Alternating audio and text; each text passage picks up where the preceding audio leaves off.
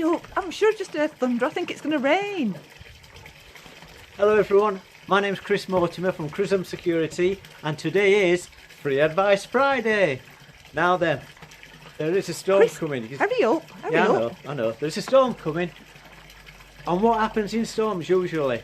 Nearly always power goes off. There's a power surge, there's a power fail, there's something power.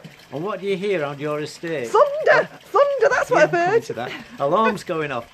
Intruder alarms going off. Why? Well, the power's gone off and the battery, the backup battery, has failed. It might have failed years ago, but you've never had it serviced, never found out. But it's failed now because the power's gone off. And that's why all these alarms Chris, go off. It's going to rain. I know. So when we do a service, part of the services, we renew the battery no matter what. So if this happens to you or your neighbours, you can go around and say it's because your battery has failed and it needs renewing. Alright, so that's Chris Mortimer, Crism Security. Thanks for your post last week and thanks for your comments for this week.